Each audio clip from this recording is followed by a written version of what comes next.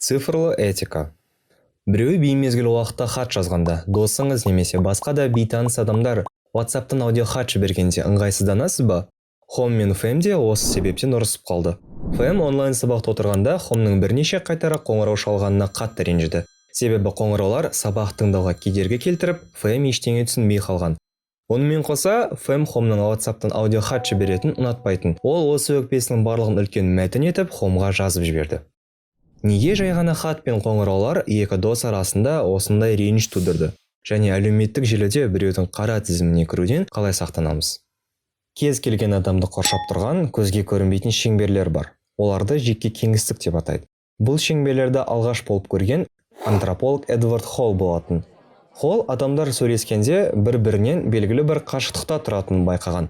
Оның айтуынша, кез келген адамның басқа біреумен сөйлескенде өзін қауіпсіз сезінетін кеңістігі бар. Егер ол кеңістігі бұзылатын болса, адам ашуланады немесе әңгімеден қашып тұйықталуы мүмкін. Холм да Фэмнің жеке кеңістігін бұзған еді. Жеке кеңістік неліктен маңызды? Біріншіден, басқа адамдарды өзімізге жақын немесе алыс ұстау арқылы біз айналамызды реттей аламыз. Қалаған ортамызды қалыптастыра аламыз. Тарих ғылымдарының кандидаты Юлия Фединоктың айтуынша, жеке кеңістік біздің қаншалықты деңгейде еркін екенімізді көрсетеді. Екіншіден, Эванс пен Говард деген кісілер жеке кеңістік агрессияны басқару үшін қажет дейді. Біз қарым-қатынас кезінде түрлі сезім білдіріп, энергиямен бөлісеміз. Оның ішінде агрессия да бар. Ал сөйлесіп тұрған адамда ренішті болмай, өзімізді де басқара алу үшін ара қашықтықтың болғаны маңызды. Үшіншіден, Юлия Фединоктың айтуынша, кеңістік мәдениетпен тығыз байланысты. Біз бала кезімізден бастап еркіндігімізді кеңейтуге тырысамыз. Бұған тәрбие, мәдениет және басқа да ұстанымдарымыз әсер етеді. Ал есейгеннен кейін біздің жеке кеңістігіміз біздің мәдениетіміздің бір бөлігіне айналады. Сондықтан бейтаныс біреу немесе досымыз тым жақын келіп, сіз талқылауға дайын емес тақырыпты қозғаса, біз бірдеңенің дұрыс емес екенін сеземіз. Себебі бұл біріншіден сіз үшін мәдениетсіздік, екіншіден әңгіме әрі қарай жалғасса, өзіңізді ұстай алмай қалуыңыз мүмкін. Үшіншіден, бұны сіз қаламайсыз.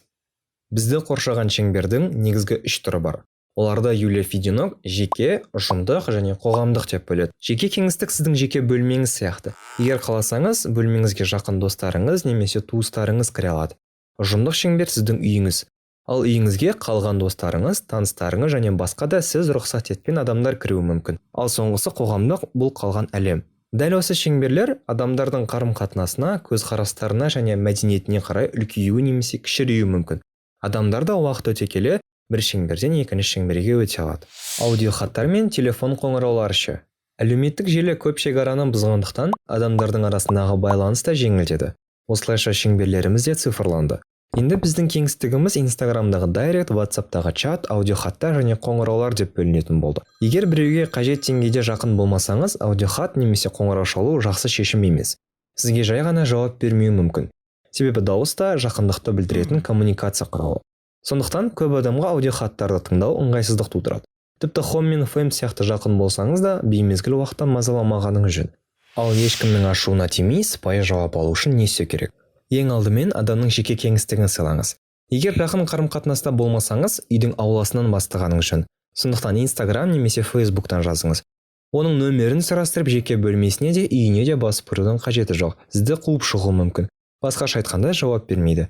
Ал әрі қарай мазалай беретін болсаңыз, қара тізім де алыс емес.